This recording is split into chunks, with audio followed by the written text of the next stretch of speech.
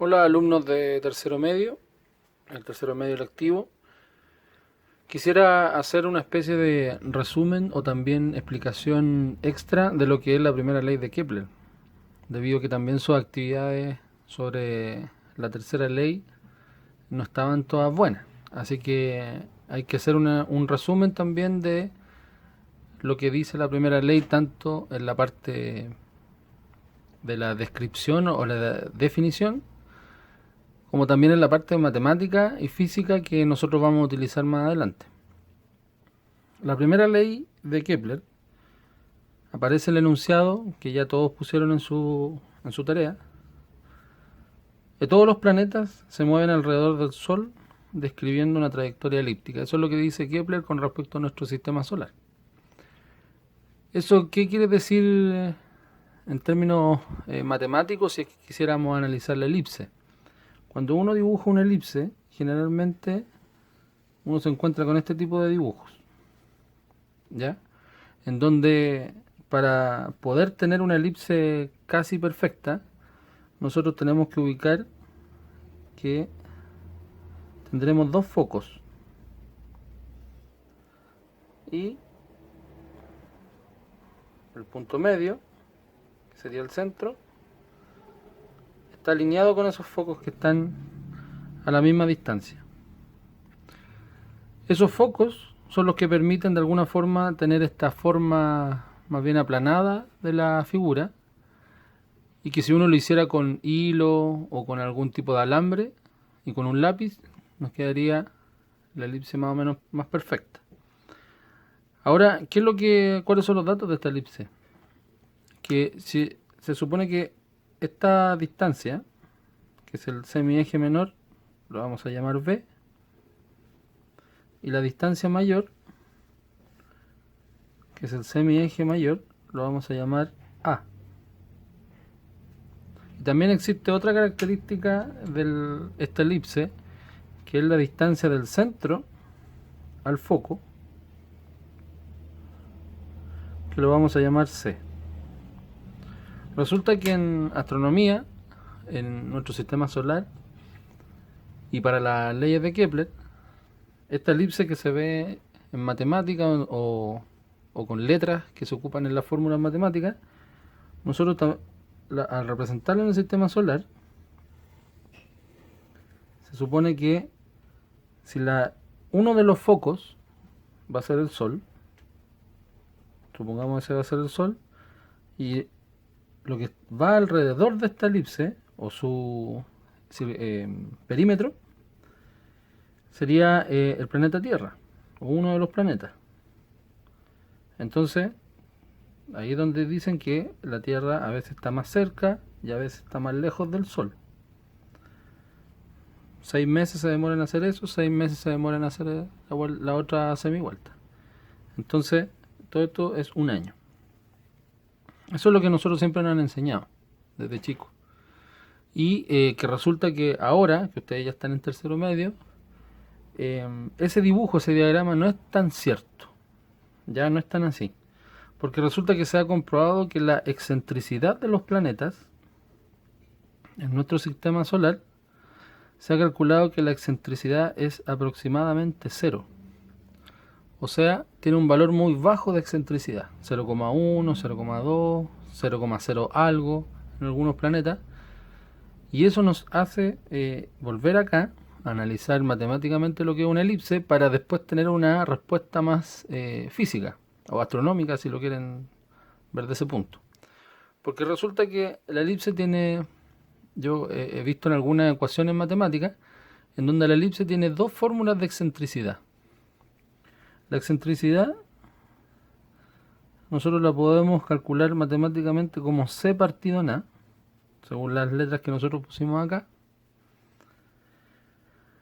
Y también la podemos calcular como la relación de A con B, que sería A cuadrado menos B cuadrado, raíz cuadrada de eso, partido en A.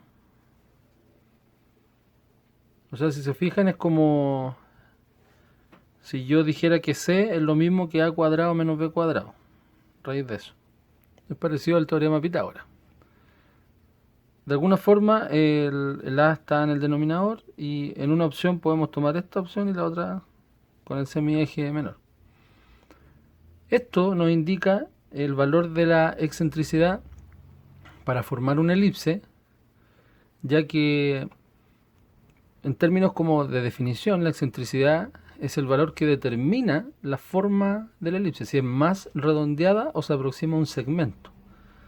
Entonces se supone que nosotros podemos tener una elipse muy pronunciada, que eso significa ya tener un segmento, o más parecido a una recta. Entonces esas excentricidades son cerca de 1, y las excentricidades cerca de 0 corresponden más bien a una circunferencia. ¿Por qué pasa eso? Si yo hago esta división de C partido en A, de esa distancia con el valor del semieje mayor, si estos dos se aproximan a 0, eso quiere decir que estos focos se van juntando.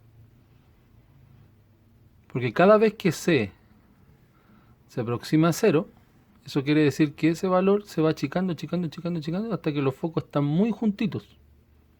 Por lo tanto, C, uno podría escribir que si C tiende a ser 0, entonces la excentricidad tiende a ser 0. Y eso nos lleva a una circunferencia. La circunferencia es cuando la excentricidad es igual a 0. Pero si nosotros tendemos a que hay un número muy parecido a 0, como 0,00 algo, entonces al final la forma de la elipse no es tan pronunciada, no es tan segmental como que se llama, no es tan achatada. Por lo tanto, esto tiende a ser más una circunferencia. Y a los planetas les pasa eso. A los planetas de nuestro sistema solar, las excentricidades van del orden del 0,01 al 0,08. Y eso quiere decir que en realidad la Tierra con el Sol, cuando quisiéramos dibujar esto, no es tan pronunciada esta separación. No es que esté muy cerca acá y muy lejos de acá, sino que prácticamente los focos están súper juntos. O sea, si nosotros quisiéramos dibujar, por ejemplo, la trayectoria de nuestro planeta alrededor del Sol, los focos en donde debería encontrarse el Sol son muy juntitos. Eso quiere decir que si nosotros estamos acá y estamos acá, en realidad esa separación es ínfima. Y más aún, si quisiéramos dibujar de alguna forma como la trayectoria de la Tierra en forma correcta, tendríamos que hacer más un círculo y colocar los dos focos ahí, que una elipse. Porque en realidad la excentricidad, como es tan mínima, nos hace pensar entonces que estas distancias de los semiejes son súper parecidas. Aunque hablemos de miles de kilómetros, son súper parecidas. Y también pasa acá. Si este C se empieza a juntar, se empieza a achicar, eso quiere decir que estos focos se empiezan a juntar, a juntar, a juntar, y este semieje empieza a agrandarse. Entonces esto se empieza a achatar de los lados, pero también a agrandarse. Por lo tanto, A y B son muy parecidos. Muy parecidos. No iguales, porque si no sería una circunferencia exacta, pero son muy parecidos. Por lo tanto, si A y B se van pareciendo mucho, eso quiere decir que al restar esto, también va a tender a ser 0. Entonces yo puedo decir si A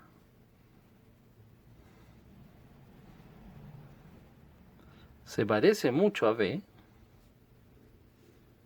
entonces, por lo tanto, la excentricidad también tiende a 0. Entonces estas dos fórmulas me están diciendo que la elipse tiene propiedades matemáticas bien concretas, desde que sus semiejes o la distancia de los focos Si yo las puedo calcular, puedo saber qué tan achatada o qué tan estirada puede ser una elipse. Pero en términos astronómicos, se ha comprobado que las excentricidades son cercanas a cero. Por lo tanto, al final las elipses son más parecidas a una circunferencia que como nosotros nos han enseñado desde siempre los dibujos que encontramos en internet o en los libros. ¿Ya? Eso es lo que quería aclarar sobre la primera ley, si es que a alguien no le quedó claro. Ahora estamos con el concepto de excentricidad, que también los invito a buscar en internet, a averiguar sobre estas dos fórmulas, y que vamos a necesitar para poder hacer problemas de astronomía, problemas de planetas, sobre todo aplicando la primera y tercera ley de Kepler. ¿Ya? Así que los dejo invitados a que sigan averiguando sobre ese concepto y a realizar los ejercicios que vienen en la guía que les voy a adjuntar. Bien, ahora lo que vamos a hacer va a ser analizar la tercera ley de Kepler, según lo que vimos en la actividad anterior y también en la primera parte del video, debido a que a varios de ustedes les costó entender un poquito la aplicación de esta ley para los datos de nuestro sistema solar. La tercera ley de Kepler, en resumen, porque no tiene un enunciado tan tácito como las otras dos, se podría decir que existe una relación armónica, eso quiere decir constante, entre los periodos de los planetas y sus radios medios. La relación de la tercera ley de Kepler es su constante. ¿Ya? La constante de Kepler la podemos calcular como periodo de los planetas al cuadrado dividido en su radio medio o promedio al cubo. ¿Ya? No es exactamente lo que escribió Kepler, pero sin embargo esto nos ayuda a entender por qué la mayoría de los planetas de nuestro sistema solar tiende a ser armónicos sus trayectos con sus distancias debido a esa relación. Ya el valor de K aproximado es 3 por 10 elevado a menos 19. ¿En qué unidad estamos trabajando acá? En segundo al cuadrado y metro cúbico. Por eso era tan importante que en la tabla de la guía anterior ustedes tuviesen que transformar los valores de periodo y los valores de el radio medio o distancia del planeta al Sol en metros, para que aproximadamente les diera ese valor. ¿Ya? Ese valor podría cambiar, a algunos les da 3,1, 2,8, 2,9, pero lo importante es que se mantiene esa relación matemática debido justamente a lo que hablábamos al principio del video, en la primera parte, que en realidad los planetas tienden a ser más círculos que elipses, más pronunciadas. Y los círculos, como tienen sus focos, el círculo en sí tiene un solo foco, pero si tuviésemos una elipse con los focos muy juntitos, en realidad cuando uno habla de ese semieje y ese semieje, entonces son muy parecidos, uno dice que son iguales. Entonces, al decir que A es muy parecido a B, solamente nosotros nos vamos a enfocar en R, que es el que está ahí. R sería la distancia promedio o la distancia que de alguna forma mantendrían los planetas alrededor del Sol, sabiendo que hay una diferencia, pero muy mínima en relación a lo que hablamos en la primera ley. Ese R nos permite a nosotros calcular más o menos cómo podría ser las constantes y cómo podría ser el comportamiento de los periodos o de los años de los planetas alrededor del Sol. Si se fijan, el T que nosotros trabajamos acá, se llama el tiempo orbital.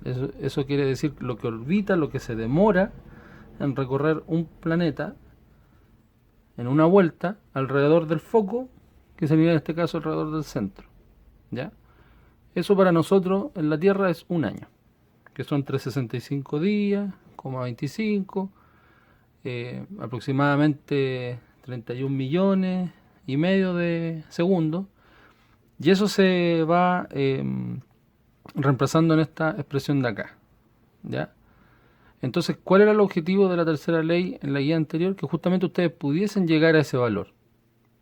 Ahora, lo que pasa con las otras variables es que si yo sé que la constante de Kepler tiene ese valor, uno podría determinar los otros dos valores si es que me preguntaran en un ejercicio, previamente ya sabiendo esto, debido a que eso es lo que hacen los científicos en la actualidad, o sea, tratan de ver cuál es el tiempo o cuál es la distancia que tiene un planeta alrededor de una estrella, en este caso el Sol, si es que la ley de Kepler funcionara para todo. Y también funciona para los satélites, naturales, artificiales, para todo lo que rodea alrededor de un objeto en forma armónica. Y eso tiene relación con justamente esa expresión que está ahí. Entonces, ¿qué es lo que quiero que ustedes entiendan? De que si yo sé el valor de la constante, entonces nosotros podríamos decir, al despejar de esa ecuación, podríamos decir que R, si quiero despejar esta ecuación, el valor de R, al cubo por K es igual a T cuadrado. El K que está multiplicando pasa dividiendo, entonces me queda R al cubo es igual a T cuadrado partido en K. Y para despejar ese cubo tengo que aplicar raíz cúbica. Por lo tanto el R va a ser igual a T cuadrado partido en K raíz cúbica. Y eso se puede calcular con la calculadora, debido a que ya tengo una raíz cúbica, y si manejo cuánto es lo que se demora un planeta alrededor del Sol y sé el valor de K, que es aproximadamente 3 por 10 a la menos 19, entonces podría saber la distancia de ese planeta, la distancia media de ese planeta.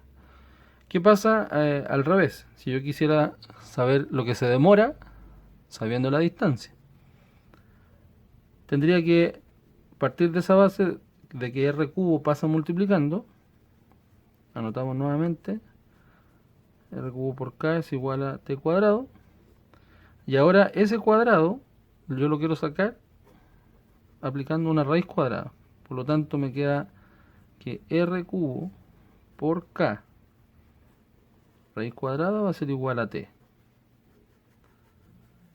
Eso significa que la forma para sacar el periodo de un planeta, o lo que se demora en dar una vuelta alrededor del Sol, o de una estrella, de un planeta, porque también si es armónico todo funciona, lo tengo que sacar según esa expresión. ¿Ya? Y eso también se puede sacar con la calculadora. Primero lo de adentro y luego aplicar raíz cuadrada. Esa es la segunda etapa de la actividad que vamos a relacionar ahora las leyes de Kepler. Primero, la primera ley, asumiendo de que las órbitas son casi circulares, por lo tanto vamos a tener un solo R en nuestros datos, una sola distancia, y también ahora nos toca despejar los valores de R y de T, asumiendo que el K es aproximadamente 3 por 10 a la menos 19, ojo con las unidades, segundo cuadrado, metro cúbico, ya, porque hay algunos alumnos que me estaban dividiendo días en kilómetros o años en kilómetros, y eso obviamente no te va a dar el mismo valor. Ocupamos estas unidades de medida para que después T nos quede en segundos y R nos quede en metros. Así que ahora se vienen los ejercicios y a preparar estas ecuaciones que son súper importantes para entender la tercera ley. Espero les haya servido el material y ojalá no tengan dudas a la hora de poder hacer los ejercicios. Aún así, pueden ver el video varias veces, todas las veces que quieran. Si tienen dudas, me escriben al mail o lo hablamos por Classroom. No se olviden de suscribirse al canal